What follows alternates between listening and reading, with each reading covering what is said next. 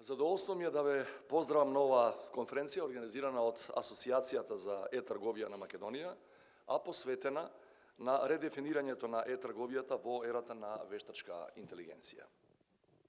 Годинава зборот е-трговија или e-commerce наполни 30 години. Негови врсници во раните 90-ти се термините како што се веб страница, дигитален номад, дигитален јаз, сајбер безбедност и сајбер криминал, метаверзум, 3D печатење, DVD, PDF, USB, Photoshop и многу други. Во тоа време, кога помалку од 0,05% од светската популација беше на интернет, малкумина ги разбира овие неологизми.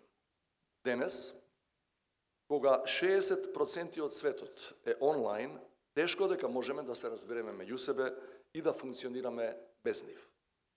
На што се должи ова? Ако ја погледнеме долгата историја на технолошкиот развој, ќе забележиме дека временскиот интервал меѓу иновацијата и незината комерцијална употреба се намалува. Главен двигател на иновацијата од секогаш била интелигенцијата, но денес ова е уште поизразено затоа што вештачката интелигенција станува клучен фактор за уште поголеми иновации во речиси секоја сфера, вклучувајќи ја и трговијата.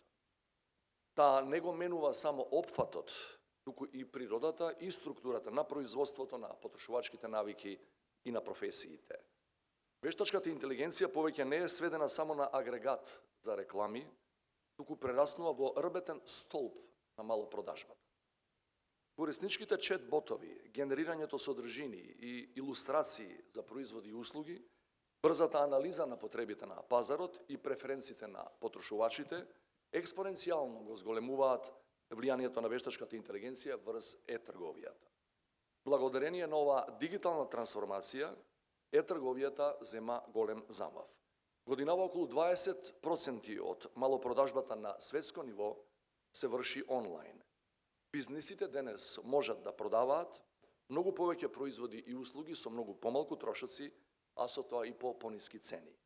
Поради својот инвестициски потенцијал, овој релативно млад сектор станува важна ставка во економскиот раст и развој на секоја држава. Почитувани на ова поле се соочуваме со најмалку 3 предизвици, ние тука, во Македонија. Првиот предизвик е фактот дека технолошките иновации честопати се побрзи од регулацијата и отвораат простор за најразлични злоупотреби, од дезинформации преку сајбер криминал, па се до безбедносни сајбер напади. Поради страф од измами, дел од потрошувачите се уште со недоверба гледаат на онлайн трговијата.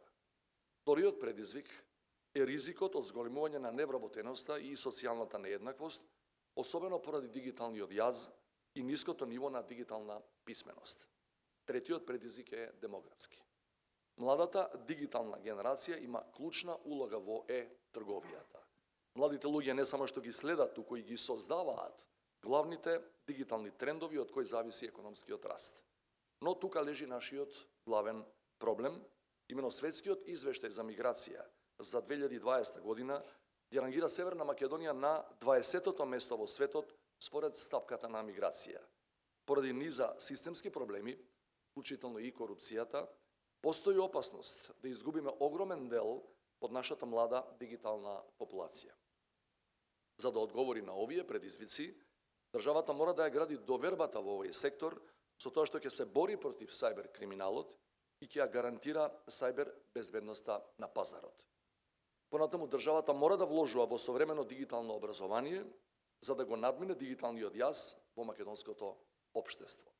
Конечно, мора да го развиваме македонскиот екосистем на е-трговија за да може да привлекува инвестиции, да генерира работни места и да ги задржува младите во земјава. Ова се само дел од препораките што ги вброивме во рамката за развој МКД 2030, што нуди долгорочна визија за развој и за иднината на земјата.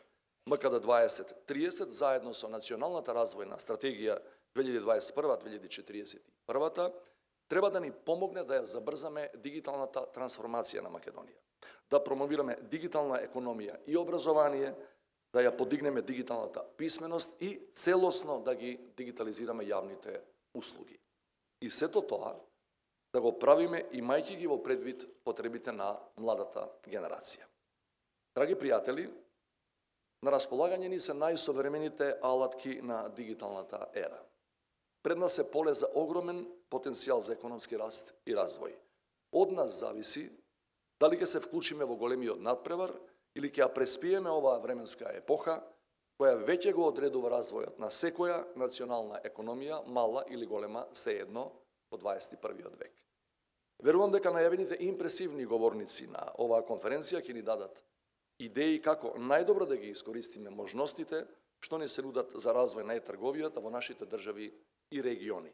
И можеби токму тука, во таа размена на искуства, ќе се родат нови идеи и нови зборови, што ќе ги инспирираат следните генерации. Благодарам.